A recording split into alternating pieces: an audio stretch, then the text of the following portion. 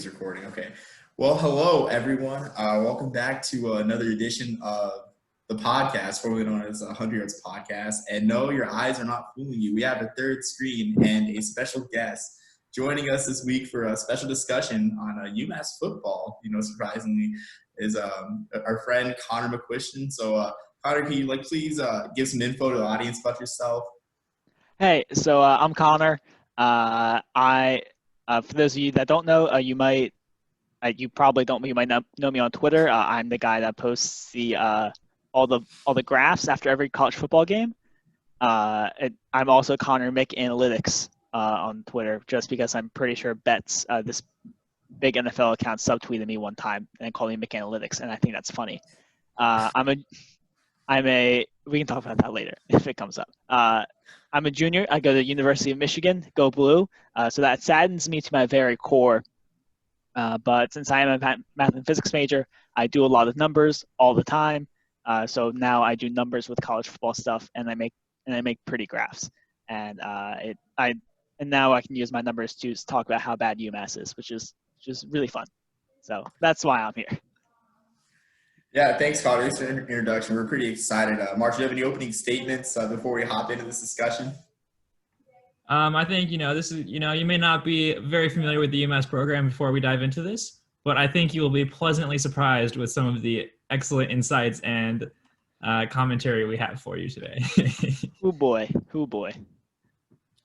So speaking of UMass, just a little introduction. I find UMass to be probably one of the more fascinating cases in college football, just given their trajectory. Joining FBS in the Mid-American Conference is sort of a travel partner to Buffalo, and then getting kicked out 3 years later because the Atlantic 10 is a better place for college basketball than the Mid-American Conference. So now they've been rolling independent, playing some of their games at Gillette here and there, in front of 90% empty stadiums, but mostly playing at home back in Amherst. And they're kind of like the lost soul of college football because everyone's saying they don't belong in FBS. And that's kind of showed this year where in August they called off their season, said we're not playing. We're like, okay, that makes sense. UConn's not playing. New Mexico State's not playing.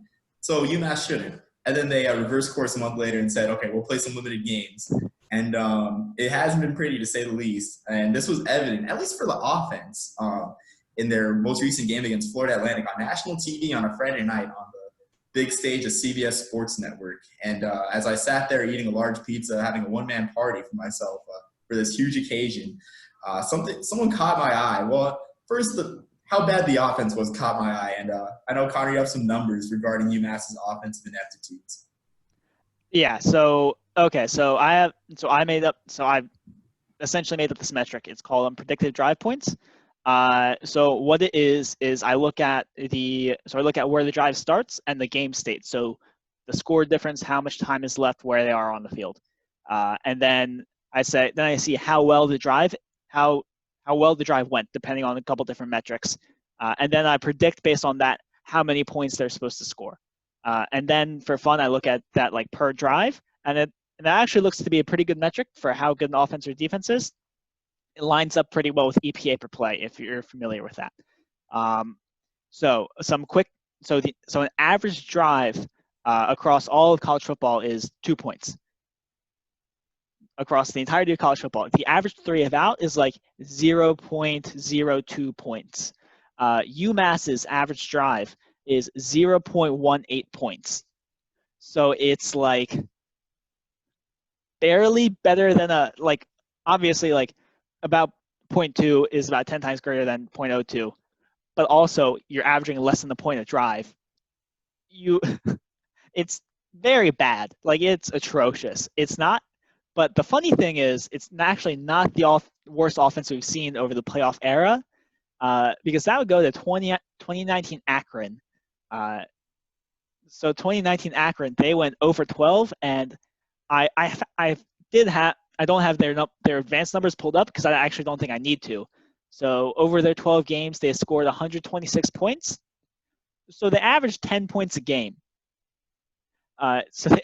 And of course, that's an average over the course of their schedule. Here's game logs. They got shut out twice. They scored less than 10 points. 1, 2, 3, 6. like over half of their schedule, they scored less than 10 points. The offense is just abysmal, and UMass is approaching those levels. And now, granted, from like just an institutional perspective of where they are and how they view their football program, they're already at a disadvantage. But like this is putrid when you're barely better than 3 and out on average on your offense. This is why they shouldn't be in the FBS, basically, and it's very funny. Yeah, that's actually hilarious. Oh, go ahead, Marshall. No, I was just, go ahead. I was just saying, like, you already broke 2 rules on our podcast. One, there'll be no Cato Nelson, 2017 MAC East Division champs slander on this podcast. And UMass belongs in FBS as far as I'm concerned. I can't go through another Idaho. It's not going to be good for my mental health. Well, Tom Arth was the head coach of Akron in 2019, so hopefully that I was unaware that I broke those rules. It's all right. We'll forgive you this time. But which brings us all this offensive ineptitude and failures bring us to our point in that game. One player from UMass shined, believe it or not. And no, I don't mean the defense. They gave up 24 points, and unfortunately UMass lost. But one Georgopolous, their punter, had a breakout game on national TV, and I pull up some of the key stats in that game. He had 10 punts for 41.4 yards average, so 414 yards against FAU. Some of his more notable punts, he had 2 rockets in particular, a 60-yard punt to the FAU 8, which I'll talk about later on, a 54-yard punt from UMass's own 12 to flip field position, a nice coffin corner to the FAU 11 that covered 34 yards, and a 49-yard punt to the FAU 9. So with that 60-yard punt to FAU to the 8, I mean, the UMass defense played stout most of the night, except for the 24 points they gave up. And gave up a three and out. And then the next play on 4th down, a blocked punt out of the end zone. So I think you can give those points to Georgopolous, meaning the UMass offense has only scored 12 points all year. So Georgopolous is responsible for 1/6 of UMass's scoring output. What other punter in the country can say that?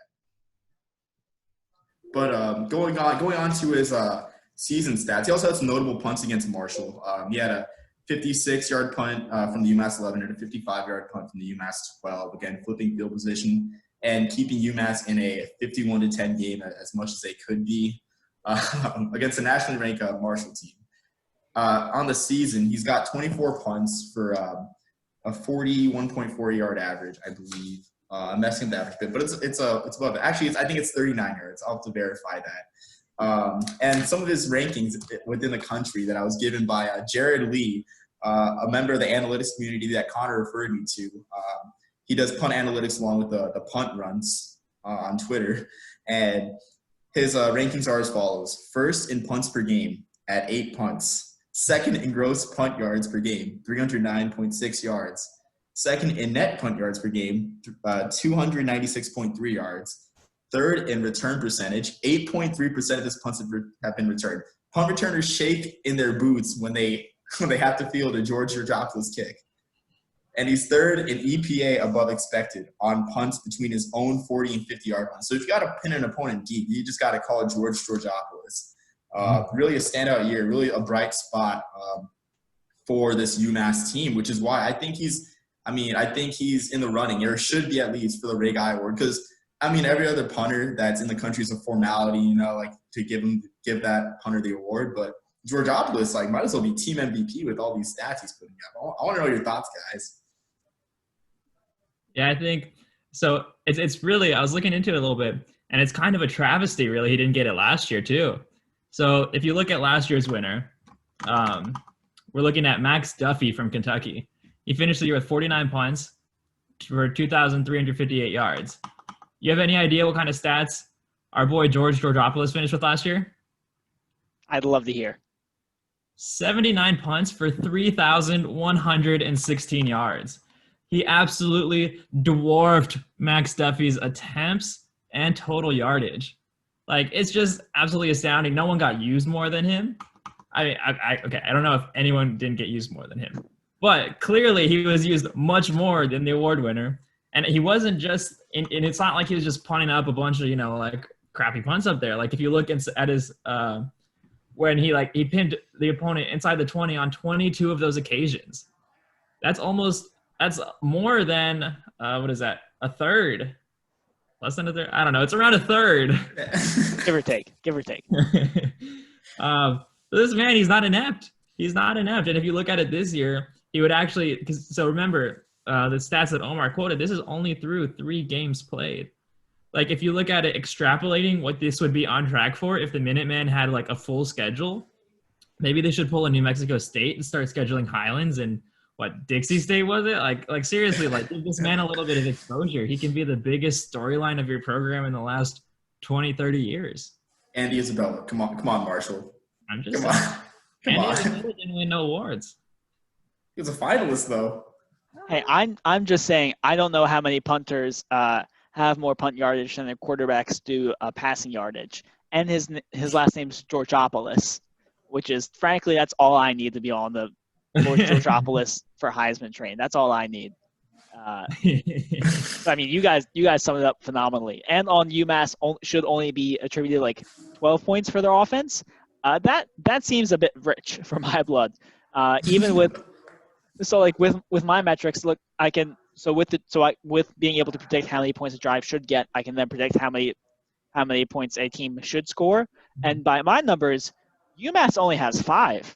So I mean, really, if we keep up with the Galaxy brain right now, we can attribute almost over a half of UMass's points scored to Georgopolous.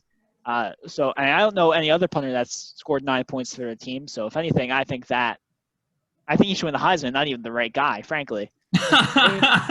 name a single player more valuable to their team than Georgopolous is to UMass. I dare you. Yeah.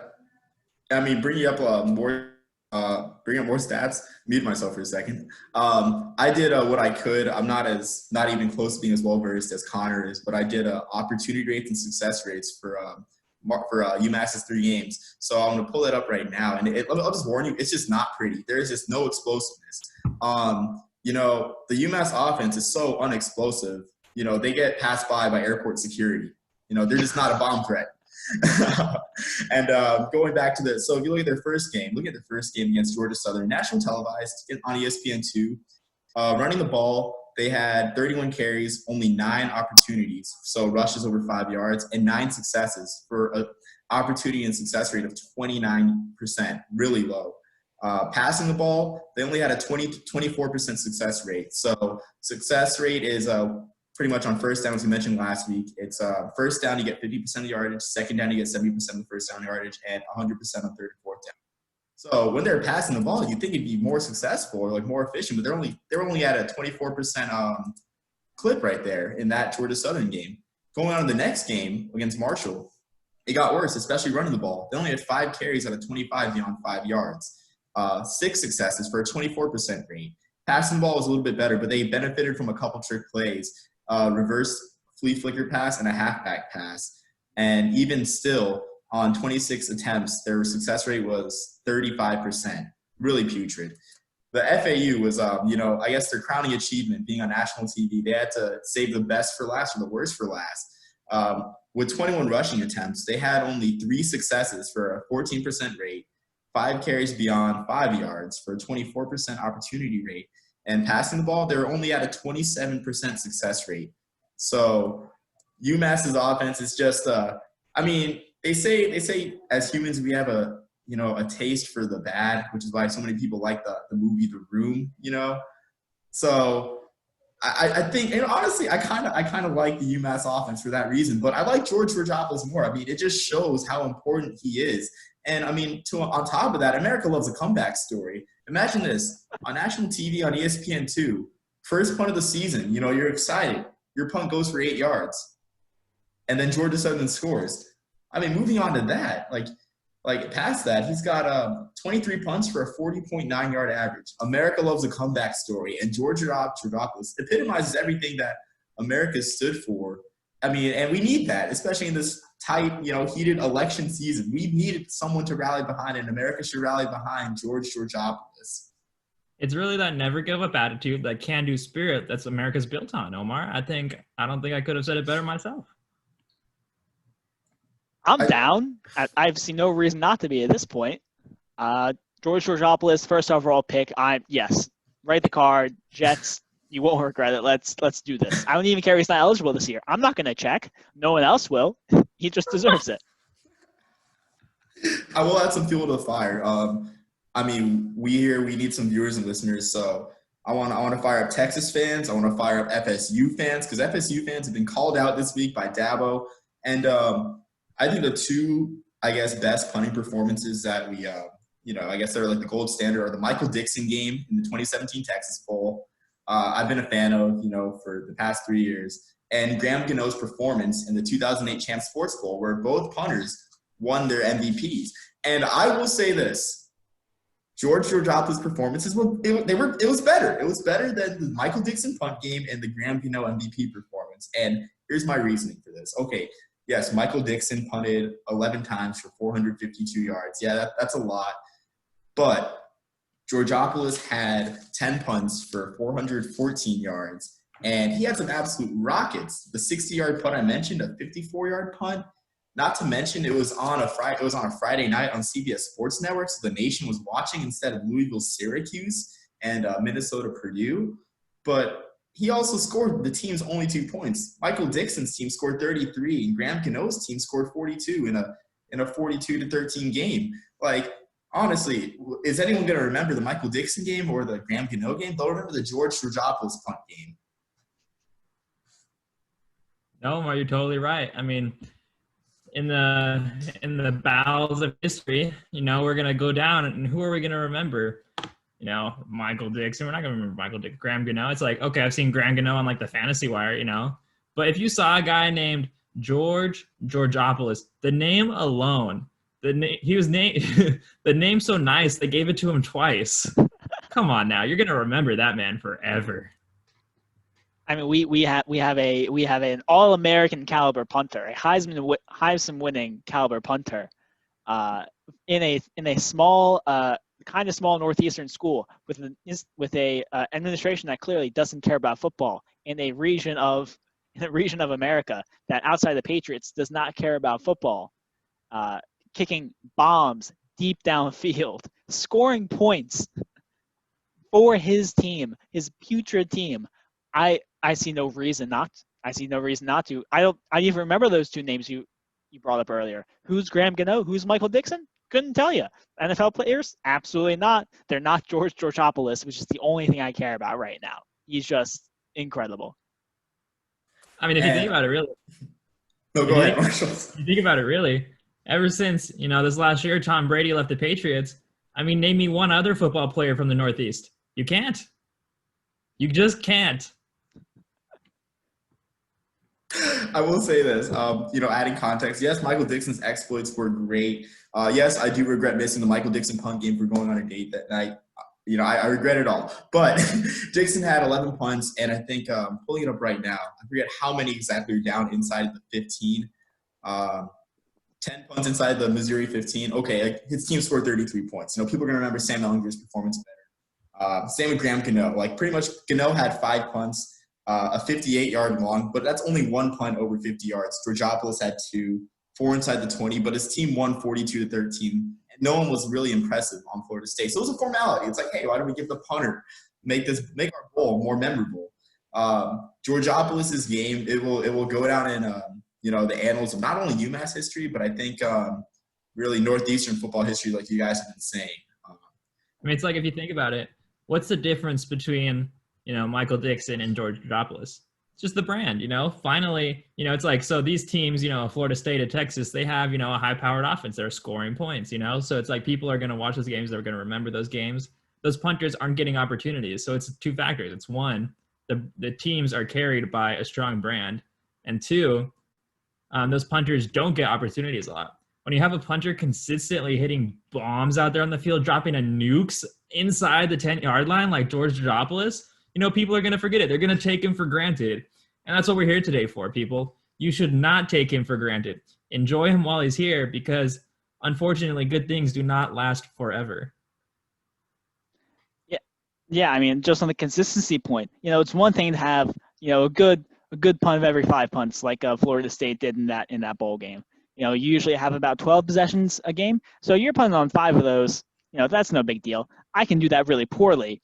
But, to come out there consistently 11, 12, 10 times a game, every drive, in and out, just bombing this punt return team. Who else can do that? Only Georgopolous. Don't fact check me. No one cares, nerd. Georgopolous is the best punter in America. Look, I think the only person I can think of that drops more bombs inside enemy territory would probably have to be, Barack Obama. I mean, quite frankly. That's only when civilians are nearby. This is a little different. Oh my god. And this time there's no civilians. There's no little kids. So it's actually good. I think with that we should talk about something that is way less risky and a lot more what the public is used to. The playoff race. The first playoff race come out tonight, and while some of you guys may watch this podcast during it, to get your weekly share of Georgopolous, a lot of us will be in front of our TVs looking at just where teams stand, where does Cincinnati, where does BYU stand, particularly. But there's been 2 playoff contenders that no one's been talking about really, and that is Texas A&M, who this Saturday I just realized is number 5. They seem to be the quietest number 5 in the playoff era, and Miami, who is fighting the ACC and might be one of 3 one-loss ACC schools in a very messy situation. So I want to ask you guys, do you guys think that either of these teams has a path to the playoff? I don't. Unfortunately, I think Texas A&M, they're not going to get a shot at the title game, for instance, right? They're one loss. It's tough because their loss is to an incredibly strong Alabama team. But at the end of the day, if you're not going to get in that conference championship, I think you're at a huge disadvantage. I mean, we remember several years ago. I mean, that's the advent of the Big 12 title game. That's the advent of all these conferences doing that because they want to get in the playoff. They want to be high ranked. And if you're not going to be in the playoff, I don't see an argument to be made, especially if you get a Cincinnati winning their conference. If Texas A&M won their conference, 100% I could see them over Cincinnati, But it's even if let's imagine you put Texas A&M in the SEC East, right? And they lose to Alabama during the regular season, then they go and let's say they split and they take the championship, right? Okay, then I see a scenario where you have 2 SEC teams being Texas and Alabama, Texas A&M and Alabama. But otherwise, I just don't see. I think that conference game is going to be too important to the committee. Yeah, I mean, we have seen a case of a non-conference champion, a non-conference champion going to the playoffs twice. Now it was Alabama, not last year, but 2 his freshman year. They lost to Georgia in the SEC championship, and they still went. And Ohio State in 2016, or maybe I think 2016. Yeah, and actually Ohio State didn't even play in the conference championship game because Penn State went. And you can argue some shenanigans with so you can argue some. I don't think either of them really have a path.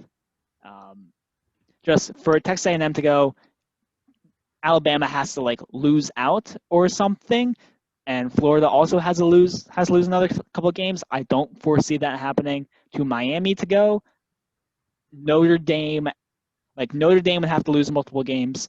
Clemson would have to lose multiple games. A Pac-12 team would have to not go undefeated. Ohio State would have to not go undefeated, and then the committee would have to decide Miami over BYU and Cincinnati, which I don't see it. And even if these chaos theory things do happen, I don't think either of them really deserve it. Texas A&M is just Florida with a worse offense. By my numbers, Miami's essentially as good as Auburn and Texas. So I don't, and the only reason we're not talking about them is because they lost multiple games because they don't play in the ACC. So I don't see a path, and even if this chaos theory path does happen, I don't think they deserve it.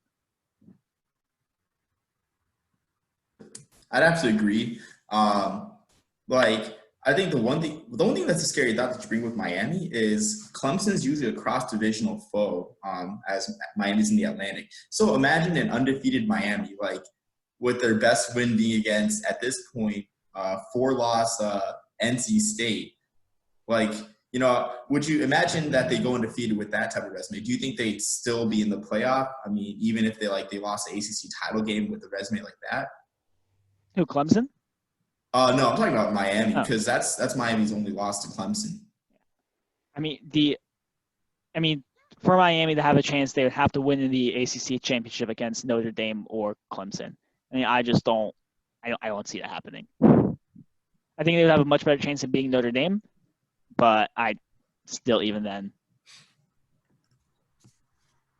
Chaos scenario. What if Miami beats Notre Dame? Do they have to play Notre Dame? No, let's say they meet in the championship. Oh, I would be more worried. I would be more worried about laughing at the Notre Dame people that follow me on Twitter because the meltdown would be hysterical more than Miami getting in the playoff. Because even then, even if Miami were to win the ACC championship, I think BYU or Cincinnati or the second place SEC team would get in before them. So I'm kind of curious about the disrespect towards like Texas A&M because after all, they did beat Florida. Like that is a signature win, and their only loss is to Bama. So like, can you blame them for that resume? Like, I mean, honestly, I think all things in perspective, Texas A&M might have a better resume than Ohio State when it's all said and done, and possibly even like, I mean, well, of course the Pac-12, but possibly even Ohio State with Ohio State playing, I think 7 games, 8 with the conference championship game. So I mean, I'm kind of like not really getting like the disrespect towards the Aggies because I mean they've done all they could except for Bama. But I mean, who else is beating Bama? Yeah, okay, I mean, but it's like, no, go ahead, Connor. Oh, and I was going to say that their win over Florida wasn't fluky, and I just wanted to make sure of that. No, but you can go. That's all I wanted to say real quick. Oh, I mean, it's like at the end of the day, I think it just goes back, as Connor mentioned, there was a couple outliers, I'll call them, that made it to the playoff, without winning their conference. But it's like, man, I mean, I think there's just too strong of a format, or not a format, too strong of a contention of teams this year. It's like maybe if this were a weak year and you didn't have, an argument of like a strong argument to be made for, 6, 7, maybe even 8 teams to be in the top 4.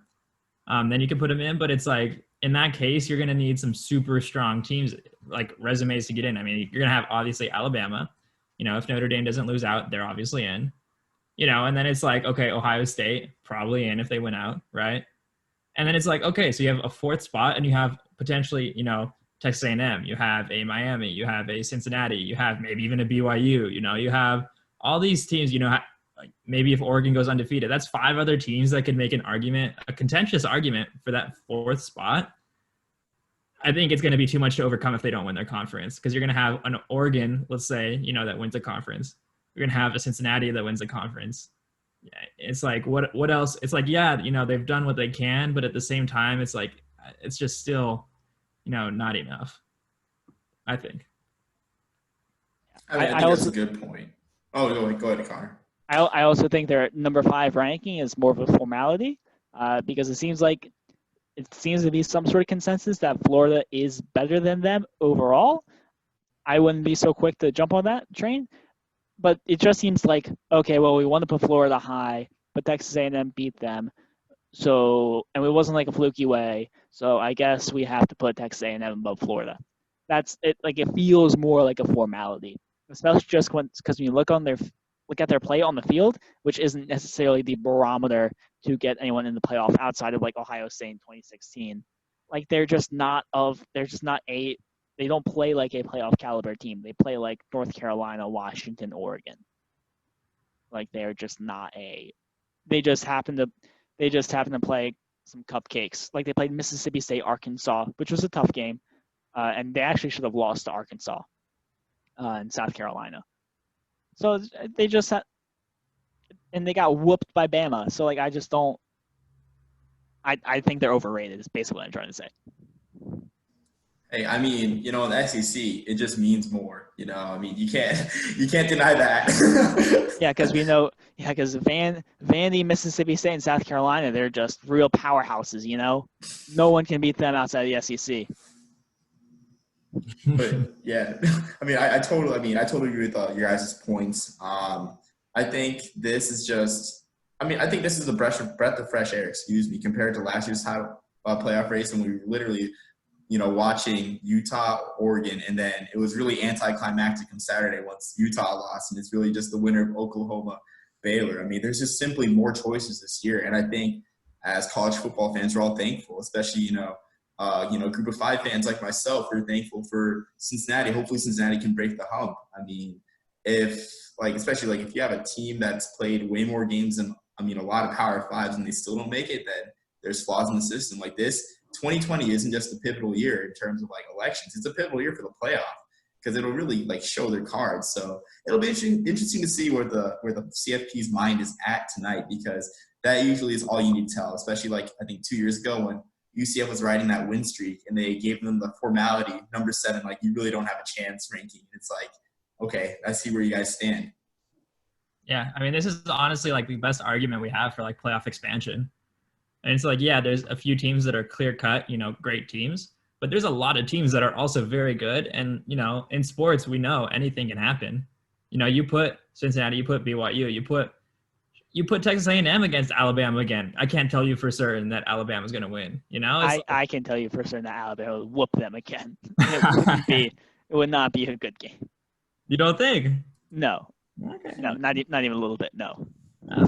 Fair enough. But I will say, there's a lot. The point is, there's a lot of good teams, and there's a lot of football that could potentially and should be, played to determine who really, truly is the best team, in my opinion. Yeah, I mean, you guys are right. I don't think I've been looking at a lot of recruiting data recently, just because I have more time over break, and I'm starting to buy in to why it won't happen. It will never happen. But the thoughts of there should be a separate group of 5 playoff.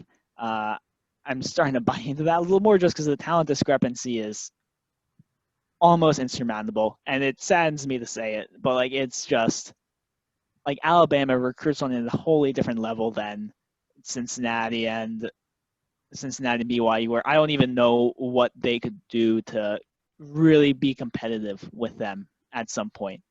So I don't know. I think it'd be fun. I'd be all for it. I just don't really see how it happens. My personal thoughts of what's the most likely playoff scenario. I think Bama waxes Florida. The Clemson is going to beat Notre Dame, and then Ohio. They're going to play in Ohio State because they have played assuming that Justin Fields doesn't have the worst game of his career since he was probably 13 again. They'll sneak in at number 3 or number 4. So it'll be Bama, probably Clemson, Ohio State, Notre Dame. That's just my guess. Yeah, I mean, I understand, I guess, the talent discrepancy. I mean, some may argue, kind of could be shifting around the other way. I remember, last couple years ago, we had the first 5-star recruit to go to a group of 5 school at Oliver to Houston. I mean, maybe potentially there's some inroads that could be made there. I don't know. I am not optimistic on that front. I think at all, you might get the one-off high 4-star, 5-star type going to the group of 5 every so often, but I don't foresee it being a consistent thing. Recruiting is remarkably consistent, depressingly consistent. It's really upsetting to think about for a half second that at any given time, there's only 15, 20 schools that really have a legit shot to compete, and then you're just oh wait, USC has a good coach now they're unstoppable again. It's really depressing to think about a little bit, but unless you're in a Power 5 conference, I don't see how you can really approach that. Which I hate to be a downer. I don't like it either, but that just seems to be what it's like. Yeah, something we brought up earlier in our earlier editions is the BYU lawsuit that led to BCS busters, and I really feel that's something that could happen this year. And I mean, with valid evidence, especially 2018 UCF. But I mean, I just can't see myself supporting a group of 5 playoff, because that's I mean, what happens if you do have a year, 1984 BYU, when literally everyone loses, and then left standing is, the WAC champion winning the national title against a 6-win team at the Holiday Bowl? I mean, that's what made college football great in those days. It makes it great now. I mean, I just don't think we should ever give up and just throw in the towel for a group of 5 playoff. But that's just the believer in me. And yeah, it's like at that rate, why not just like go to FCS? Yeah, I mean, I'd be for like if you went to 6 and then group of 5, then you had a chance for group of 5 Cinderellas. I'd be down. I just don't think it would happen very often, if ever. So I'd be down. Be a good time for like 6. I have a harder time convincing myself of 8 because if you get to 8, I think you're getting some undeserving teams in the playoff. But 6, I could see 6. I think 6 is a good number as well, considering growing up in Massachusetts, one of my favorite conferences, the Big East, rest in peace. That was a 6-power conference, and if anything, I think the American now is better than the post-Miami Big East. And, just having like a spot for, pretty much all 5 power conferences and, a group of 5, but, in most years it will be the American if we're realistic. I think I agree. That's like a totally natural and good expansion for the playoff. Yeah, if you want to have like Power 5 and at large type of thing. Yeah. I still think it should be even more. I think it should be like 16 or something ridiculous. Just create pure chaos. Oh, I'm down for chaos, but realistically, you have to cut regular season games out at that point to like. I'd be fine with that. Player safety. Yeah, but the people who make the TV contracts wouldn't. And that's what drives college football, unfortunately. Sure. That is true. Yeah. I will leave the a solution to TV contracts within college football as trivial and left to the reader, but. Maybe this is where the whole argument for streaming comes in, You would just be contracts with different people. No, sure, but it's like if you could contract then streaming maybe on a per game basis, maybe even individualize it up to the schools, that'd be kind of interesting. We're just diving into hypotheticals at this point. Sure. We have talked about this before in one of our summer podcasts. CUSA on CBS, Pac-12 on Netflix. Quote unquote, that is the title. We did dive into that. So, we do think streaming might be the future. And, that might open up things for playoff, but that remains to be seen. What we can see is on Tuesday, December 1st, we'll have a little bit of a CUSA after breakfast. Today, I think it was either today or yesterday, Western Kentucky and Charlotte rescheduled their game, postponed it to Tuesday morning, not even the night, in the morning. And, of course, it's a pandemic, 2020 type scheduling thing, but do we see a future for this for, I guess, the, weekday morning games or weekday afternoon games? It's pretty weird. Who will watch, if anybody? Yeah, I definitely don't think there's a future for that. Unfortunately, as much as we would probably like it. It's like, going back to, Connor's point, college football is driven by, these TV contracts. And if there's no viewers on a Tuesday morning, everyone's at work, like what, your 3-year-old at home is going to watch this game? Like, come on now.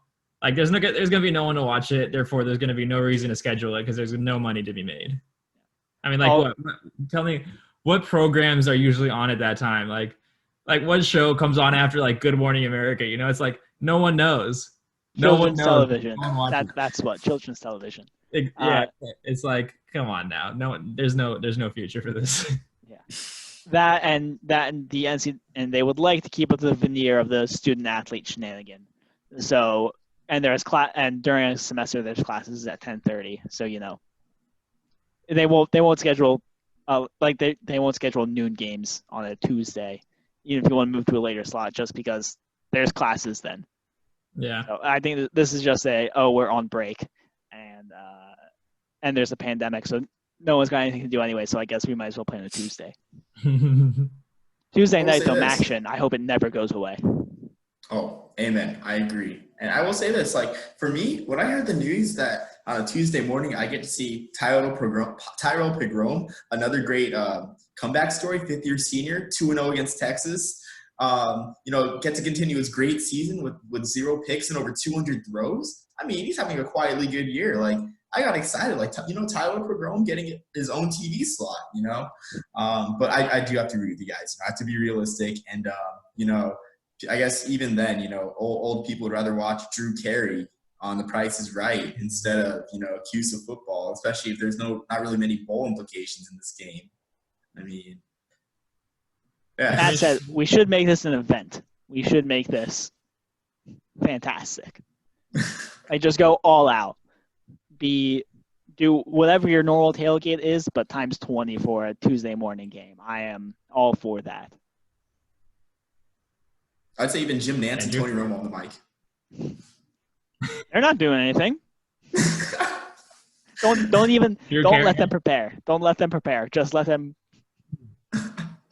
riff on this CUSA game. On Omar's point, I think Drew Carey out of the woodwork with the Adam Sandler, The Price is Wrong. God, that's such a good movie. Happy Gilmore for the listeners at home that don't get this reference. Adam Sandler had a string of 90s movies that are all terrible, but they're so good. I love all of them. Billy Madison's probably the best, though. Hot take. Yeah, I mean, I have to agree, but you know, I just think it's exciting. I mean, CUSA has been desperate in the past for like TV, you know, exposure, whether it be like their short partnership with beIN Sports, an international soccer network, and then, you know, them having games on NFL Network as well. This move is perfectly CUSA, but, you know, I like it. Yeah. It would be interesting if contracts were to move towards streaming, then perhaps you could target a demographic that's working, who really just would rather be watching football during the day at their desks. You know, that could be kind of interesting. But, you know, Connor made a good point earlier about the student athlete veneer. Yeah. I mean, that's, so, you know, in my mind, that's the biggest hurdle from Tuesday morning games. Maybe they can try and get in on like once, I don't know when the reason the MAC has the weeknight games is because they have an exclusive contract with that on ESPN. Maybe CUSA can get in on that. So, you know, maybe they have some TV exposure, but it's pretty rough at the moment for CUSA to try and get much of anything going. Yeah, I'd have to agree, but you know, I guess we'll just have to see. I think 10:30 is when my last class in the morning ends. I might have an afternoon class, and I think that's actually a busy day. I have a presentation that day. So I'll have to manage my time right. But again, we'll see, like I said, Tyrell Pogrom having a nice year for the Hilltoppers. America, tune in, you know. This man is 2-0 against Texas. What was that, Connor? Go Tops. That's their hashtag. Yeah, go Tops. With that, unless you guys have any other thoughts on Pogrom, Georgopolous, or anything, we should be set. I just want to say I think the title for this one should be George Georgopolous. The name's so nice, they gave it to him twice. I think that was it's a good name. That's a great line. Okay. I love it. Yeah. All right. Well, until then, peace, love, and soul, and Georgopolous for the Ray Guy and Heisman Award, folks. First overall pick. I don't care if it's underclassmen. Well, we'll see you then. You know, just remember that. Remember the name.